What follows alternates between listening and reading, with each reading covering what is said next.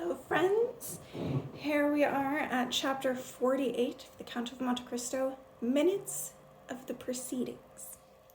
No sooner were the Marquis and Marquise laid to rest together in the family vault than Monsieur de Villefort thought about putting into execution the Marquise's last wishes. He sent a message to Valentine to request her to be in the salon in half an hour, as he was expecting Monsieur d'Épinay, his two witnesses, and the notary. This unexpected news created a great stir throughout the house. Madame de Villefort could scarcely believe it, and Valentine was thunderstruck. She looked around her as though seeking for help, and would have gone to her grandfather, but on the stairs she met Monsieur de Villefort, who, taking her arm, conducted her to the salon. In the hall she met Barrois, and threw him a despairing look. A moment later, Madame de Villefort with her son Edward joined them. It was evident the young woman shared the family grief, for she was pallid and looked terribly fatigued. She sat down with Edward on her knees, and from time to time convulsively caught him to her breast. Soon the rumbling of two carriages was heard. The notary alighted from one, and Franz and his friends from the other. Everyone was now united in the salon. Valentine was so pale that one could trace the blue veins round her eyes and down her cheeks. After arranging his papers on the table in true lawyer-like fashion, the notary seated himself in an armchair, and taking off his eyeglasses, turned to Franz. "Are you Monsieur Franz Dickensel Baron d'Épinay?" he asked, as though he knew perfectly well that he was. "Yes, monsieur," replied Franz. The notary bowed. "I must warn you, monsieur," he continued, "on Monsieur de Villefort's behalf, that your projected marriage with Mademoiselle has effected a change in Monsieur Nothier's designs toward his granddaughter, and that he has disinherited her entirely. I will add, however, that the testator has no right to will away the whole of his fortune. In doing so, he has made the will contestable and liable to be declared null and void." "That is right," said Villefort, "but I should like to warn Monsieur d'Épinay that never in my lifetime shall the will be contested, for my position does not permit of the slightest scandal." "I greatly regret that this point should have been raised in Mademoiselle Valentine's presence," said Franz. "I have never asked the amount of her fortune, which, reduced though it may be, is still considerably larger than mine. What my family seeks in this alliance with Mademoiselle de Villefort is prestige, what I seek is happiness." Valentine made a slight movement of acknowledgment, while two large tears rolled down her cheeks. "Apart from the disappointment to your hopes, which is due solely to Monsieur Nothier's weakness of mind," said Villefort, addressing his future son-in-law, "this unexpected will contains nothing that adversely affects you. What displeases my father is not that Mademoiselle de Villefort is about to marry you, but that she marries at all. A union with any other would have caused him the same grief. Old age is selfish, monsieur. Mademoiselle de Villefort has been a faithful companion to Monsieur de Notier. This will be impossible once she is Baroness d'Épinay. My father's sad condition prevents our speaking to him of serious affairs, which the weakness of his mind would not permit him to understand. And I am perfectly convinced that while grasping the fact that his daughter is to be married, his granddaughter is to be married, Monsieur Notier has forgotten the name of the man who is to be his grandson." Scarcely had Monsieur de Villefort finished these words, which Franz acknowledged with a bow, when the door opened and Barrois appeared. "Messieurs," said he, in a voice strangely firm for a servant speaking to his masters on such a solemn occasion, "Messieurs, Monsieur Notier de Villefort desires to have a speech with Monsieur Franz Dickensel Baron d'Épinay immediately." That there might be no mistake made in the person, he also, like the notary, gave Franz his full title. Villefort started. Madame de Villefort let her son slip from her knees. Valentine rose as white and silent as a statue. The notary looked at Villefort. "It is impossible," said the Procureur du Roi. "Monsieur d'Épinay cannot leave the room for the moment. Tell Monsieur Notier that what he asks cannot be. In that case, Monsieur Notier warns you, messieurs, that he will have himself carried into the salon," replied Barrois. Astonishment knew no bounds. A smile appeared on Madame de Villefort's face. Valentine instinctively raised her eyes to the ceiling to thank her God in heaven. "Valentine, please go and see what this new whim of your grandfather's is," said Villefort. Valentine jumped up to obey, but Monsieur de Villefort changed his mind. "Wait," said he, "I will accompany you." "Excuse me, monsieur," spoke Franz. "It seems to me that since Monsieur Notier has sent for me, it is only right that I should do as he desires. Besides, I shall be happy to pay him my respects, as I have not yet had the opportunity of doing so." "I beg you, monsieur, do not give yourself so much trouble," said Villefort with visible uneasiness. "Pardon me, monsieur," said Franz in a determined tone. "I will not miss this opportunity of showing Monsieur Notier that he does wrong to harbor bad feeling toward me, and that I am decided to overcome it by devotedness." With these words, he rose and followed Valentine, who was running downstairs with the joy of a shipwrecked mariner who has touched a rock. Monsieur de Villefort followed them. Notier was waiting, dressed in black and seated in his chair. When the three persons he expected to see had entered his room, he looked at the door, and his valet immediately closed it. Villefort went up to Notier. "Here is Monsieur Franz d'Épinay," said he. "You sent for him. He has granted your wish. We have long desired this interview, and I hope it will prove to you that your opposition to this marriage is ill-founded." Notier's sole answer was a look which made the blood run cold in Villefort's veins. He made a sign to Valentine to approach. With her usual alertness in conversing with her grandfather, she very quickly understood him to signify the word key. Then she consulted the paralytic's eyes, which were fixed on the drawer of a little chest placed between the windows. She opened it and found therein a key. The paralytic made a sign that was what he wanted, and then his eyes rested on a writing desk, which had been forgotten for years and which was believed to contain nothing but useless papers. "Do you wish me to open the desk?" asked Valentine. "Yes," signaled the old man. "Do you wish me to open the drawers?" "Yes." "The middle one?" "Yes." Valentine opened it and took out a bundle of papers. "Is this what you want, Grandpapa?" said she. "No." She took out all the papers, one after the other, till there were no more left in the drawer. "The drawer is empty now," said she. Notier's eyes were fixed on the dictionary. "Very well," said Valentine, "I understand you." And she repeated the letters of the alphabet at S. Notier stopped her. She opened the dictionary and found the word secret. Notier looked at the door by which his servant had gone out. "Do you wish me to call Barrois?" Valentine said. "Yes." She did as he bade her. Villefort was becoming more and more impatient during this conversation, and Franz was stupefied with amazement. The old servant entered. "Barrois," began Valentine, "my grandfather desired me to take a key from this chest and open his desk. There is a secret drawer which you apparently understand. Open it." Barrois looked at his master. "Obey," said Notier's intelligent eyes. Barrois obeyed and took out the false bottom, revealing a bundle of papers tied together with a black ribbon. "Is this what you wish, monsieur?" asked Barrois. "Yes." "Shall I give the papers to Monsieur de Villefort?" "No." "To Monsieur Franz d'Épinay?" "Yes." Amazed, Franz advanced a step and took the papers from Barrois. Casting a glance over the envelope, he read, "To be given, after my death, to General Durand, who shall bequeath the packet to his son, with an injunction to preserve it, as containing a paper of the utmost importance." "And what do you wish me to do with this paper, monsieur?" he asked Franz. "He doubtless wishes you to keep it sealed as it is," said the Procureur de Roy. "No, no," replied Notier vigorously. "Perhaps you wish Monsieur Franz to read it?" said Valentine. "Yes," was the reply. "Then let us be seated," said Villefort impatiently, "for it will take some time." Villefort sat down, but Valentine remained standing beside her grandfather, leaning against his chair, while Franz stood before him. He held the mysterious document in his hand. He unsealed the envelope, and complete silence reigned in the room as he read. Extract from the minutes of a sitting of the Bonapartist Club in Rue Saint-Jacques, held on February the 5th, 1815. The undersigned, Louis-Jacques Beaucrepere, Lieutenant Colonel of Artillery, Etienne Duchappe, Brigadier General, and Claude Lechapelle, Director of Waterways and Forests, hereby declare that on February the 4th, 1815, a letter arrived from the Isle of Elba recommending to the goodwill and confidence of the members of the Bonapartist Club one General Flavien de Quencel, who, having served the Emperor from 1804 to 1815, was supposed to be most devoted to the Napoleonic dynasty, notwithstanding the title of Baron that Louis XVIII had conferred upon him, together with his estate of Epinay. In consequence thereof, a note was dispatched to General de Quencel, inviting him to attend the meeting the next day, the 5th. The note gave neither the name of the road nor the number of the house where the meeting was to be held, neither did it bear any signature, but it informed the general that if he were ready at 9 o'clock, someone would call for him. The meeting lasted from 9 o'clock in the evening until midnight.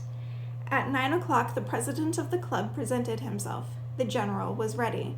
The president told him that one of the conditions of his introduction into the club was that he should be forever ignorant of the place of meeting, and that he should allow himself to be blindfolded, at the same time swearing an oath that he would not attempt to raise the bandage. General de Quencel accepted these conditions and gave his word of honor not to attempt to see whither he was being conducted. The general ordered his carriage, but the president told him it was impossible to use it, as it would not be worthwhile blindfolding the master if the coachman was permitted to know through which streets they passed. "What shall we do then?" asked the general. "I have my own carriage," said the president. "Are you so sure of your coachman that you can trust him with a secret you cannot confide in mine?" "Our coachman is a member of the club," said the president. "We shall be driven by a state councillor."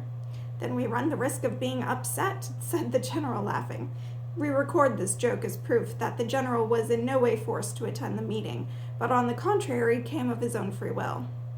As soon as they were in the carriage, the president reminded the general of his promise to suffer himself to be blindfolded, and he made no objection to this act of formality.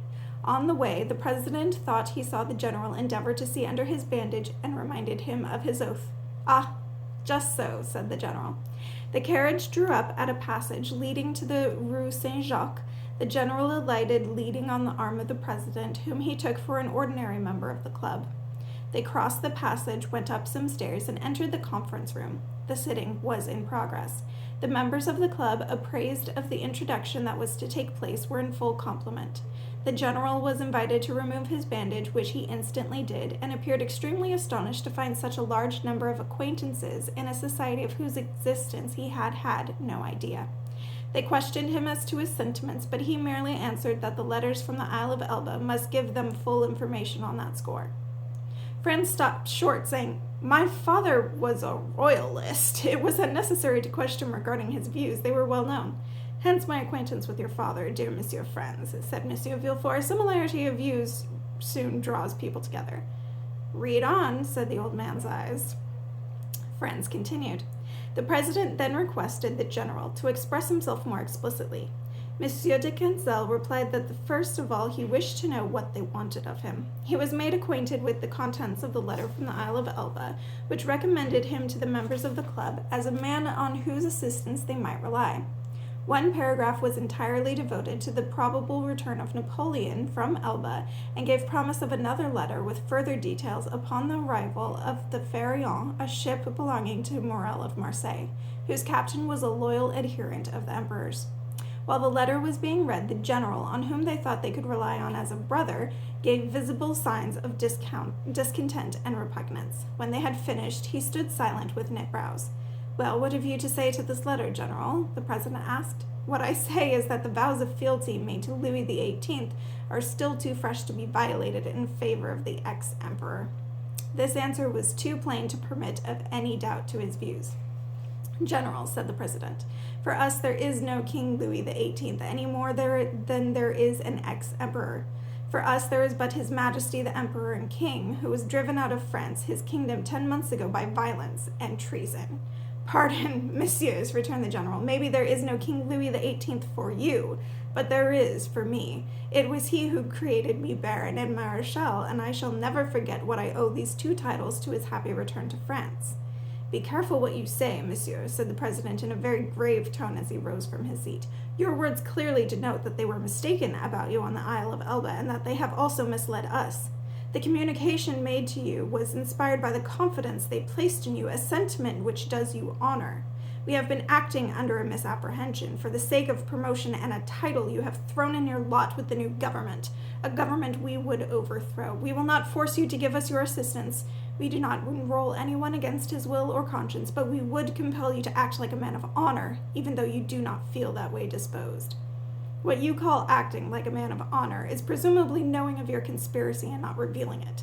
I call that being your accomplice. You see, I am more frank than you are. My poor father, Franz broke in again. Now I understand why they assassinated you.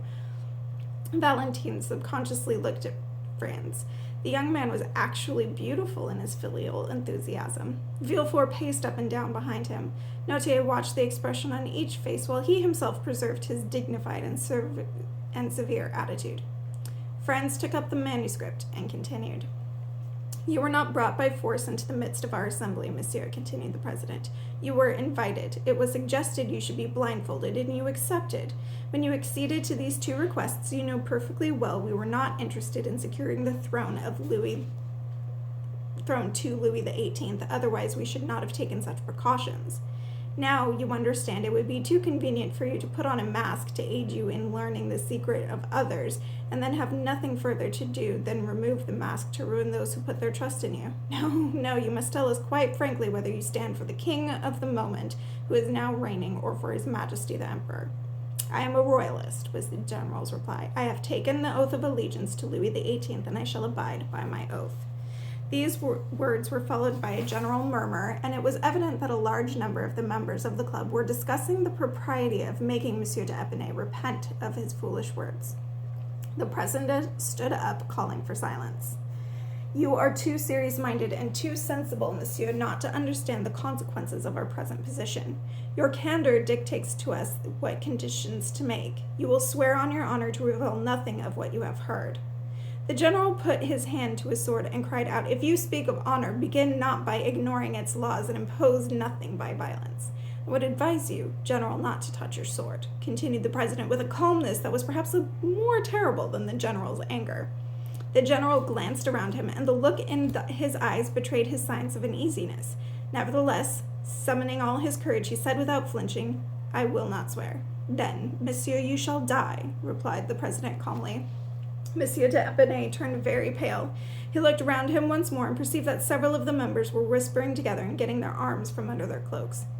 You need fear nothing as yet, general, said the president. You are amongst men of honor who will employ every means to convince you before having recourse to the last extremity.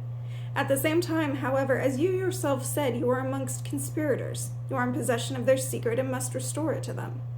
An ominous silence ensued, and as the general still made no reply, the president called out to the doorkeeper, Shut the doors. Again there was a death-like silence. Then the general advanced, and making a violent effort, said, I have a son and must think of him when surrounded by assassins. One man always has the right to offer insult to 50, General. It is the privilege of weakness, said the head of the assembly gallantly. Nevertheless, you act wrongly in using this privilege. It were best to take the oath instead of heaping insults upon our members. Once more dominated by the superiority of the president, the general hesitated an instant, finally advanced to the presidential desk and asked, What is the formula? The formula is this. I swear on my honor never to reveal to anyone what I have seen and heard between 9 and 10 o'clock on the evening of February the 5th, 1815, and I hereby declare that if I violate my oath, it is only just that my life pay forfeit. The general was so affected by a nervous shivering for a few seconds that he was unable to reply. Finally, overcoming his obvious repugnance, he took the oath demanded of him, but in such a low and inaudible voice that several of the members insisted that it should be repeated louder and more distinctly. This the general did.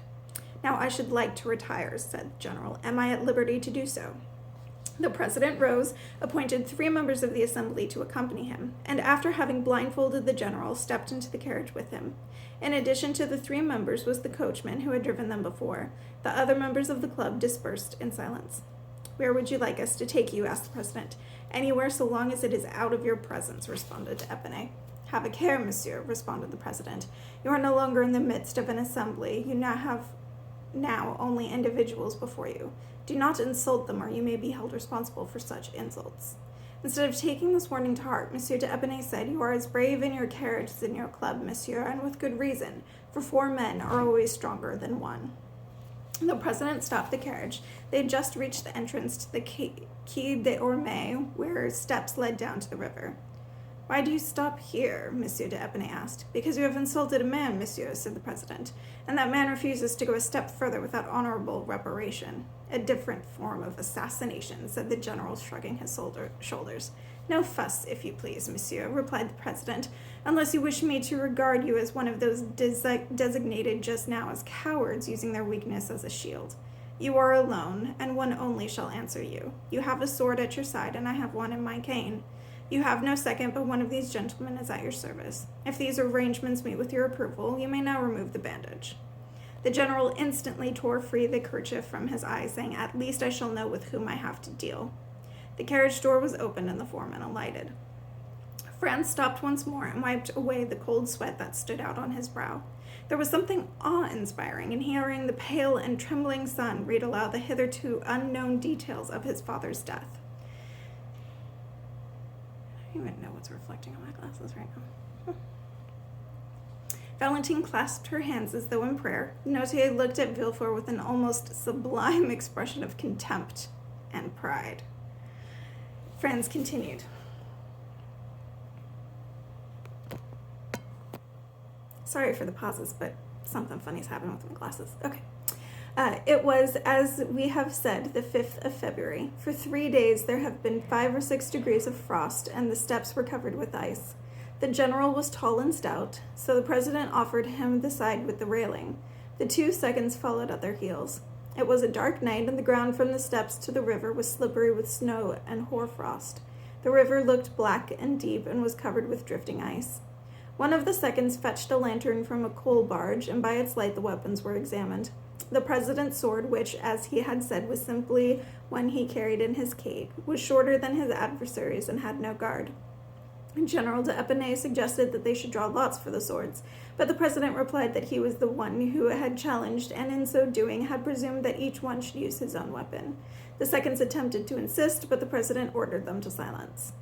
The lanterns were placed on the ground. The 2 adversaries stood opposite one another. The duel started. In the weird light, the 2 swords had the appearance of flashes of lightning, while the men were scarcely visible in the darkness. The general had the reputation of being one of the best swordsmen in the army, but he was pressed so closely from the outset that before long he fell from sheer exhaustion. The seconds thought he was dead, but his adversary, who knew he had not hit him, offered him his arm to assist him to rise. Instead of calming the general, this circumstance only irritated him, and he again rushed upon his opponent. The latter, however, did not budge an inch and received him on his sword. Finding himself too closely pressed, the general recoiled 3 times, only to renew the attack, and the 3rd time he fell once more. At first they thought he had slipped as before, but when the second saw that he did not move, they went to him and tried to raise him. In so doing, the one that had put his arm around his body felt something warm and damp. It was blood. The general, who had almost fainted, revived a little and said, they have sent some ruffian, some fencing master, to fight me. Without replying, the president went up to the second who had the lantern, and drawing back his sleeve, showed where his arm had twice been pierced with the sword. Then opening his coat, he unbuttoned his waistcoat, and there in his side was a 3rd wound where his adversary's sword had pierced him, yet he had not even uttered a sigh. General d'Épinay died 5 minutes later. Franz read these last words in such a choked voice that they could scarcely be heard. Then he stopped and passed his hand across his eyes as if to disperse a cloud. After a moment's silence, he continued. After replacing his sword and his cane, the president went up the steps, leaving traces of blood in the snow. He had not reached the top step when he heard a heavy splash in the water. After ascertaining that the general was dead, the seconds had thrown his body into the river. Thus the general fell in an honorable duel, and not in ambush, as will probably be reported. In witness whereof we hereby sign this document to establish the truth of the facts, lest the time should arrive when one of the actors of the terrible scene should be accused of premeditated murder or of violation of the laws of honor. Signed, Beaupery, Duchappe, and L'Echappa. When Franz had finished reading this report, truly a terrible ordeal for a son, when Valentine, pale with emotion, had wiped away her tears, and Villefort, trembling in a corner, had attempted to calm the storm by sending appealing looks at the implacable old man, he turned to Notier with the following words. Since you know this terrible story in all its details, monsieur, and have had it witnessed by honorable signatures, since you seem to take some interest in me, although until now that interest has brought me nothing but grief. Do not refuse me the satisfaction of making known to me the name of the president of the club, so that I may at least learn who killed my poor father." Dazed and bewildered, Villefort reached for the door handle. Valentine knew what her grandfather's answer must be, for she had often seen the scars of 2 sword wounds on his arm, and she drew back a few steps. "For heaven's sake, mademoiselle," said Franz, turning to his betrothed, "unite your efforts with mine so that I may know the name of the man who made me an orphan at 2 years of age." Valentine remained silent and motionless. "I pray you, do not prolong this horrible scene," said Villefort. "The names have been concealed intentionally. My father does not know the president, and even if he did, he would not know how to communicate his name to you. Proper names are not to be found in the dictionary." "Woe is me," cried Franz. "The only hope that sustained me through this report and gave me the strength to finish reading it was that I could at least learn the name of who killed my father." Then turning to Noirtier, "I entreat you, in the name of all that is holy, do what you can to indicate to me, to make me understand." "Yes," was Noirtier's reply.